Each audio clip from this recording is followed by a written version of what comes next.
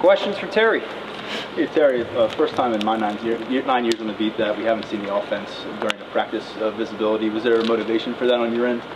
Yeah, we just had a new install period for those guys. We had a shortened practice, so we just wanted to make sure we got that install put in today.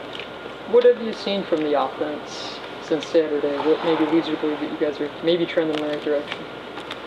Like I said, we just had a new install period. I thought we ran the ball really well on Saturday, so we want to fine-tune that. We want to get Nick Singleton going. We need both of those backs to really be at their very best, and we're just kind of tuning that up. Terry, we saw increased reps for Kobe Howard as you've done work on Saturday. Is that something that's going to continue to increase moving forward? Yes. And what have you seen from those two that gives you reason to put them on the field? They're competitors. You know, we need guys that are willing to compete and lay it on the line to win, and I think those guys can help us. Coach talked about getting Singleton more involved in your last answer. How do you find that balance of in the offense, trying to get him going, but also, having plays that are for the back of Kaytron Allen that's been more productive this season? Yeah, obviously Kaytron's running the ball really well. We want to try to get Nick the ball out in space. He's a faster back. He has the home run capability, hitting capability.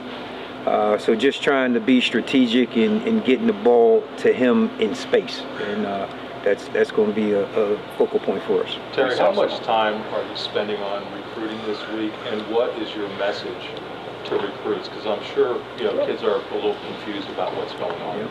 Yeah, we're going to recruit this week. We're going to touch base, especially with all our commits and the guys that are kind of on the fringe of, they were committed and now they're kind of looking around.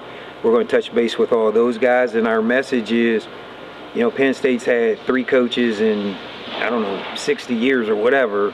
We're going to hire a great coach, and this place is still Penn State. Hey Terry, how's Jaxon? He took a big hit on Saturday against Iowa, went into the locker room. Can you give us an update on what his status might be going forward?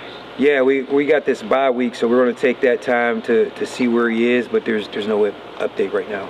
Terry, kind of going off of that, in the event that maybe he or Bronkemeyer isn't available, is there maybe an option for an emergency quarterback to step in?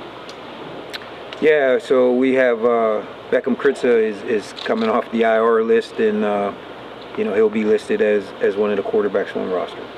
Terry, when you look at this bye week and then also the next 2 games coming up, what is the message in the locker room right now? And can you comment on the emotional state? Because I know going into Iowa, it was still pretty volatile. Yeah, so the message right now is stay together. We went and fought, and I told you guys last week we'll get those guys to play hard. They played extremely hard. They left it up there. Now the key is finish. There's plays on the offense, the defense, the special teams where we're just leaving game-changing plays out there. We've got to close, and the defense has to get off the field when the offense scores and puts us up, and the offense has to score touchdowns instead of field goals late in the game, and we can't have bobble, mishandle, punt return, kick return. So we got to get all that cleaned up, and those are all the little things that are keeping us from victory. Terry, to piggyback on Kobe and Tyseer seeing a little more time, do you maybe get a sense to this point why those 3 transfers maybe haven't been as productive as hoped so far this year? Not really sure why. That's a good question. My job is to just try to change things up, and the success was the success that they had, and I'm coming in with a new set of eyes and lenses to see this thing, and I've seen Kobe and Tyseer because I coach the DBs, and I see them every day, and I know what they're capable of, so I'm gonna give them a shot. Hey, you mentioned.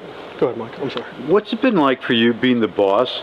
Practice schedule, running the meetings. How's that transition been for you? I think the transition has been really good. This week has slowed down tremendously from last week.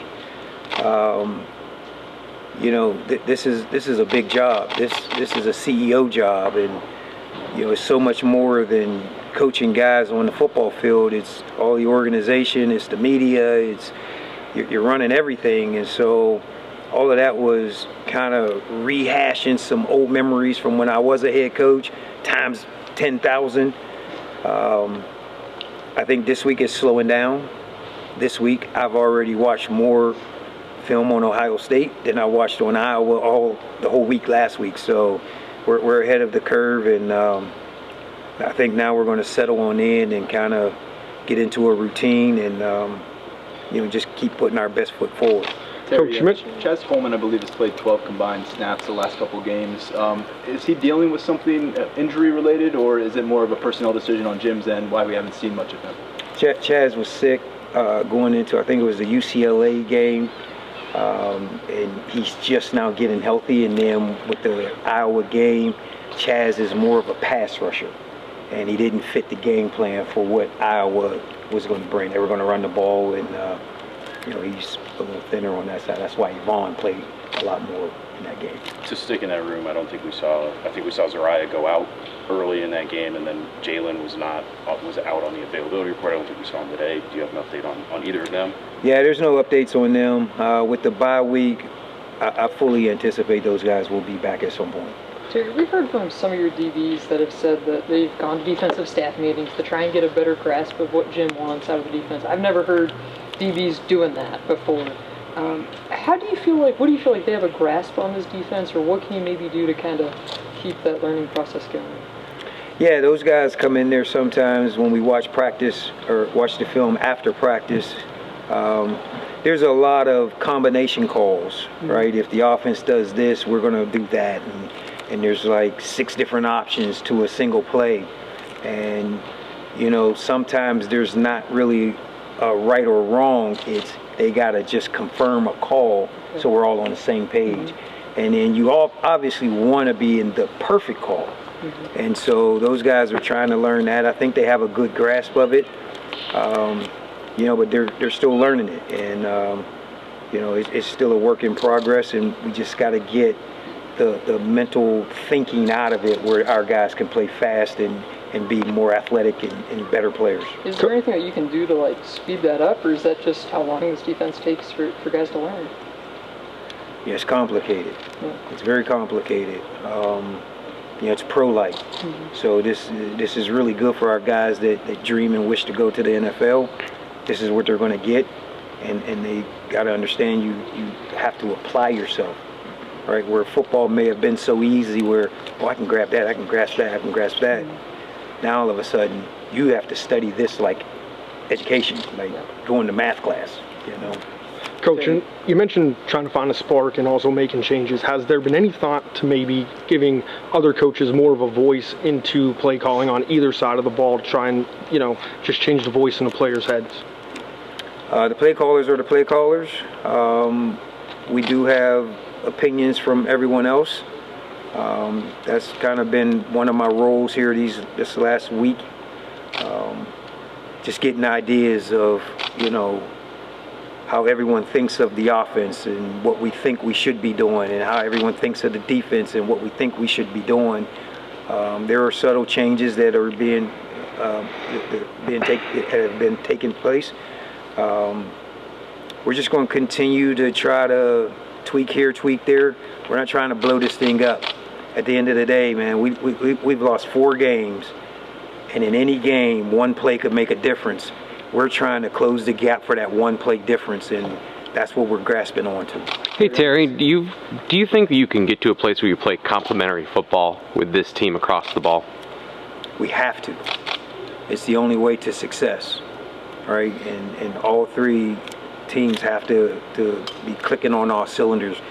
Obviously we go up to Ohio State.